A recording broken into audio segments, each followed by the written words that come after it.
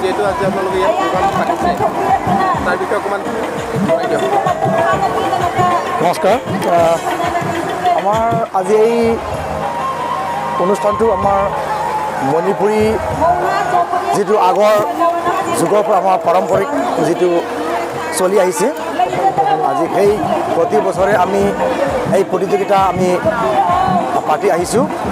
আমাৰ থাবল চংবাৰ যিটো মণিপুৰী যিটো সংস্কৃতিৰ নৃত্য, তো যোৱা বছৰৰ দৰে আমাৰ এই বছৰো এই নৃত্যখন মণিপুৰ ৰাজ্যৰ পৰা বহিৰাজ্যৰ পৰা যিটো আমাৰ বেনৰ যিটো মিউজিকৰ আমি যোগান ধৰি এই মণিপুৰী যিটো থাবল চংবাৰ যিটো নৃত্য বুলি কয়, সেইটো আমি এই বছৰো আমি এটা পাতিছোঁ। তাতে আমি বিভিন্ন জিলাৰ হোজাই, লংকা, গোলাঘাট, ডিমাপুৰ, নাগালেণ্ডৰ মানে যিমানখিনি প্ৰান্তৰ পৰা মণিপুৰী বাসিন্দা সকলো মণিপুৰী জাতি আমাৰ ইয়াতে মাজতে উপস্থিত হৈ আমাৰ এই প্ৰতিযোগিতাখন আমি বৰ আনন্দ উৎফুল্লিত মনেৰে আমি পালন কৰিছোঁ। কেইদিনলৈকে পতা হয়?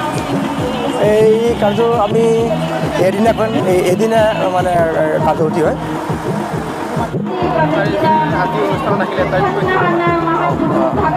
আজি ২ নং লক্ষীনগৰ গাঁৱত থবল চাংবাৰ সাংগঠনে যিটো লোকেল ট্ৰেডিশ্যনেল কালচাৰ অনুষ্ঠান কৰিলে, তাতে মই আহি বৰ সুখী হ'লোঁ আৰু ভাল লাগিল যে এনেকুৱা আমাৰ সীমান্ত অঞ্চলৰ একেবাৰে পিছপৰা গাঁৱলীয়া অঞ্চলত এনেকুৱা এটা অনুষ্ঠান কৰিছে, এতিয়া মনোৰঞ্জনৰ কৰিছে, তাৰ কাৰণে মই বৰ সুখী হ'লোঁ আৰু ভাল লাগিল। আজি বহুত ভাল লাগিল। মানুহখিনি সকলো ওলাই আহিছে, অকণমান আনন্দ ফূৰ্তি কৰিছে, তাৰ বাবে মই সকলো অৰ্গেনাইজ গোষ্ঠীক মই মানে ধন্যবাদ জনাইছোঁ। ধন্যবাদ।